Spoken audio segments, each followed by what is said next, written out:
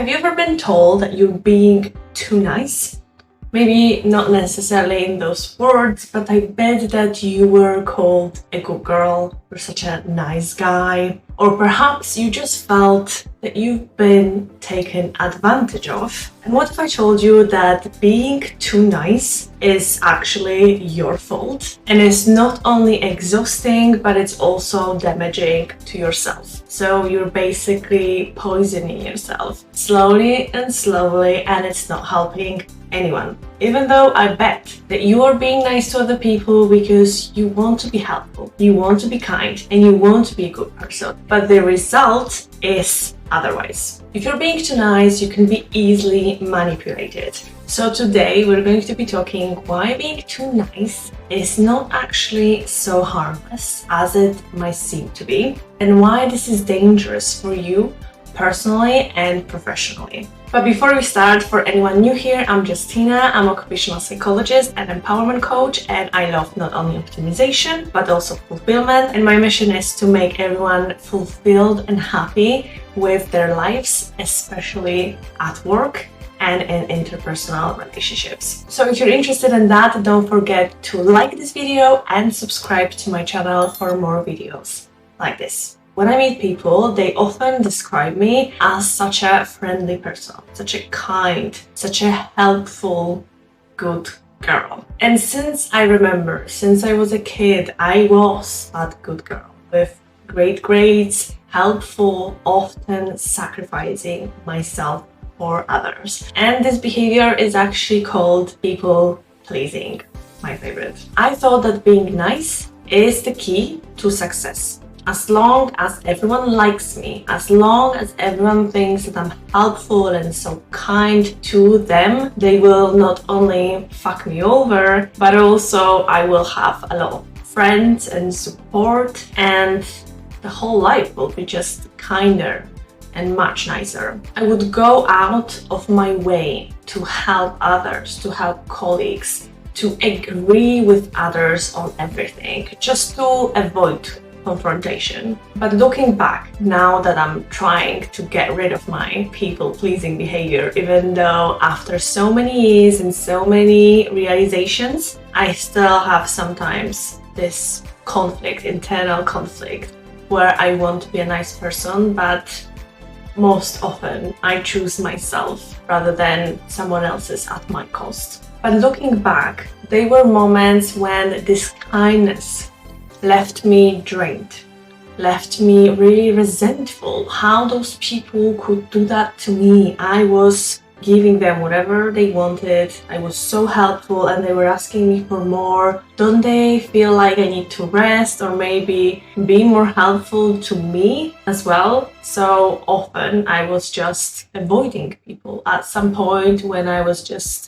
feeling used and drained, at some point I was just avoiding them for a while because I needed to recharge in isolation. And it took me a while to realize that my constant people-pleasing attracted people who wanted to take advantage of me. If I'm there offering my help to everyone, being so helpful and nice, the people who want to be takers, they will find you and then they will not feel bad that they ask you for help because you're kind of offering. So they will take it if you're giving it. And as I mentioned before, psychologists describe this behavior as people-pleasing behavior. And it's very often found in women because we are raised to be helpful and nice and just smile and be pretty and just be good girls. So when we are an adult, we are just so naive that if we're nice and other people are going to be nice to us as well, we are often really being taken advantage of and really easily manipulated until we are so resentful that we become those bitches. People-pleasing behavior, it's when we focus on other people's needs so much more that we stop looking at our own. We do certain things at the cost of our own mental and physical health. And study shows that people pleasers are more susceptible to manipulation because they are more likely to say yes to everything, to just keep on things going, to not feel bad that they were not helpful, and to avoid confrontation, conflict, possible negative effects, like in the workplace, perhaps I'm going to be fired or my manager will dislike me, and perhaps later on, in result, I will have a worse treatment. And once we say yes, this is where everything begins. We start saying yes to working late shift. We start saying yes to replying to our emails after work or on the weekends. We say yes to working on the weekends when we were supposed to be off and we really needed that rest. We say yes to responsibilities that are just not our responsibilities and other people have nothing to do and they can just lie down and relax, but we do something what they were supposed to be doing. And the crucial thing to understand here is that when you're putting other people first, you're basically inviting them to push your boundaries. And even if you're protecting your boundaries, people from time to time will test your boundaries to see how far they can go. So you still need to keep on protecting them. But if you don't protect them at all, they will keep on pushing and pushing and pushing and pushing. And either you will just feel used and resentful and you'll just hate them all, or basically, I don't know, you will be burnout and really unhappy and you will lash out at those people, or sooner or later you will just explode, you will be mean to people, you will feel like you are a victim of the situation. When in the situation nobody is a victim, you are responsible to protect your own boundaries. Manipulative individuals look for people who don't push back whenever they are being asked to do something that is just ridiculous, or maybe it's just too much. They will look for people that are submissive and they are just afraid to say no, and then they will take advantage of those people.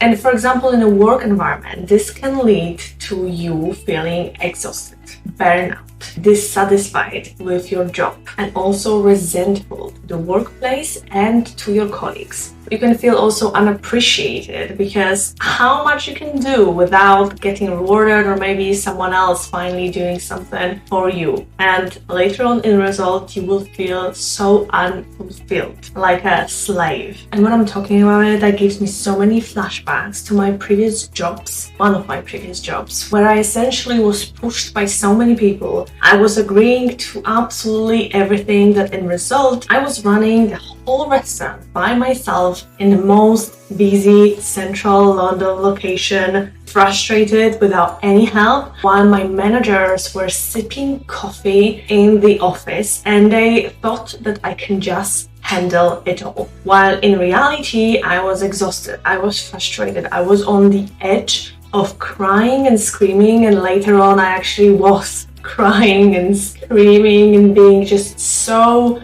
angry at the whole situation that I've never been this emotional in public or in workplace, because those people and mostly myself, I pushed myself so much and I didn't protect my boundaries so much that it got to my core that at some point I just had enough of everything. And in result, I was screaming at my managers, I told them to fuck off, and I left the job.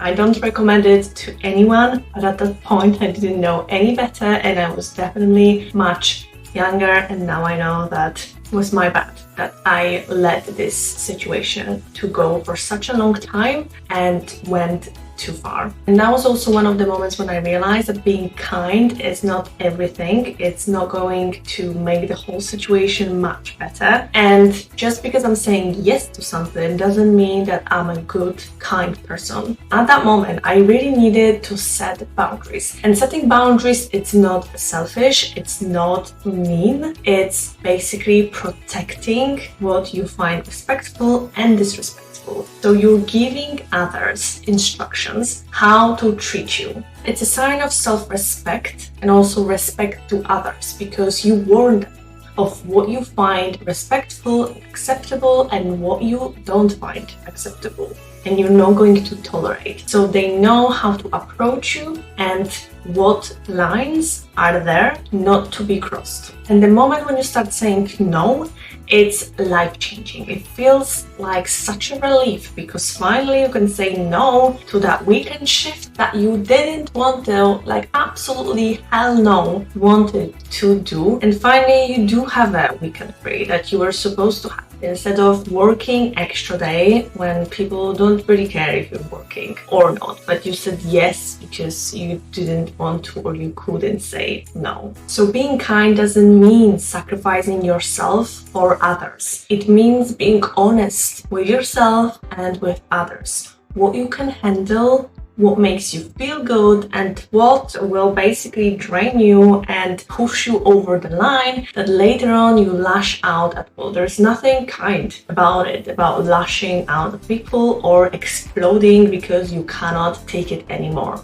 That's basically dishonesty because you didn't say that you didn't like something until it's too late. And to stop being taken advantage of course, you need to learn how to say no. And I know that it can be so hard. Saying no can be so hard, and people forget that no is a complete sentence, so you don't need to justify yourself necessarily if you don't want to. If you just want to say no, cannot, or I don't want to, or just say no, thank you, maybe next time, maybe not. Or if you struggle with saying no, because that's a big jump from yes, of course, I'm going to be helpful, I'll do everything for you, don't worry, to just no, you can start with saying, let me think about it. This way, you're buying yourself a little bit more time to think about. First of all, about response, what you're going to say and how you're going to say it. And second of all, you can ask yourself if you really want to do that, if this thing is going to come at your expense, or if this is something that you don't mind, you really don't mind doing it. In this way, you have more time instead of just panicking and screaming yes, just so then people can just move on with their lives. It gives you actually time to process it in your own time and come up with a really respectful, really kind decline if you wish to decline. There are so many amazing ways you can say no and people don't really feel insulted, or they don't feel like you're unhelpful, or they don't feel like it's mean. But if you want a video on that, let me know in the comments down below, because there's just so many ways. No is just a word and it doesn't mean that it's bad. You also need to be direct and honest. People will respect you so much more if you're going to be direct and honest about your time and your intentions, and if you really want to do something.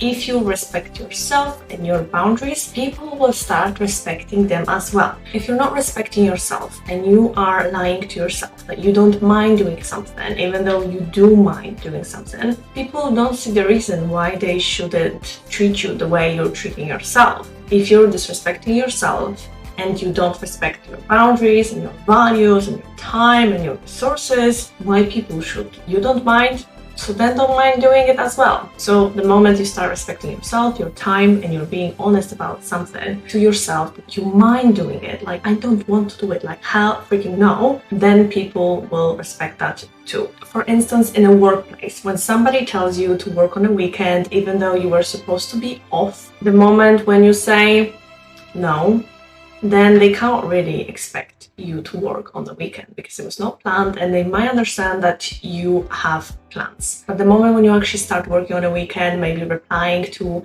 an email on a weekend or 3 a.m. in the morning, then people will start replying to you at 3 a.m. or calling you on the weekends. Because if you're working and they are working and they know that you're working, then they might as well contact you if they need to. But the moment when you say, no, I'm not working on the weekends, I'm not replying in the middle of the night, you will wait for the answer on my next working day, then people can't be mad. I mean, they will be mad, but after some time, they will learn that even if they write this email at 3 a.m., you're not going to reply. So pointless. It's pointless to actually write an email, and sooner or later, they will stop doing that. And lastly, you want to regularly check with yourself.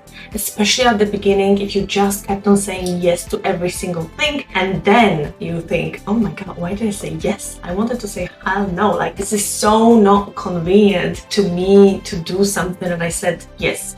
So you need to start learning to check within yourself if it's really okay. And by saying, let me think about it, I'll let you know later, I'll let you know soon, you're buying yourself time. But even if you reply straight away yes or no, think about it afterwards. Was it really resonating with me, what I was supposed to say? Did I do right by me? Did it align with my values and goals? Does it feel right? And if you say yes, pause for a second and ask yourself if you're doing it because of the genuine care for you and your coworkers and your workplace, or are you doing that just to avoid conflict, avoid unpleasantness, or maybe their anger? You should only say yes to the things that you feel are not going to sabotage your well-being, mental and physical. I'm not saying you should say no to exercising because exercising feels hard and I'm going to be tired and I have to sweat and it's just too much trouble. If you know that this doesn't sabotage your mental and physical health, you can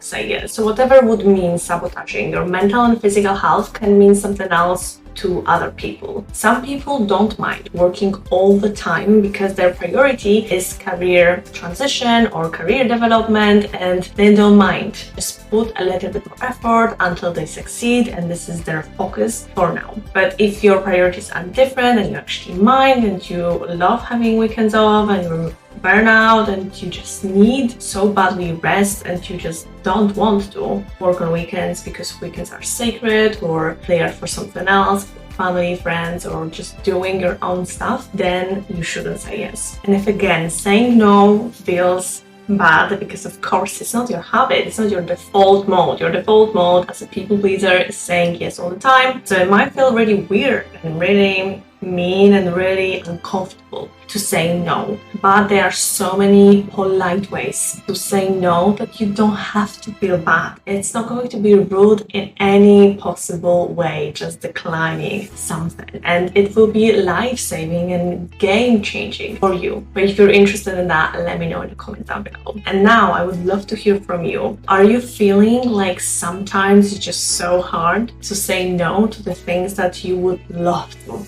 say hell no, like you're screaming inside, please hell no, but you end up saying yes? Do you ever struggle with being too nice, especially in the workplace or when you're meeting new people? And if so, let me know in the comments down below, how do you handle it? And let's help each other. And if this video resonated with you, don't forget to like it and subscribe to my channel so you don't miss more videos about how to live your life on your own terms. And before you go, remember that kindness isn't a weakness. It's actually our greatest strength.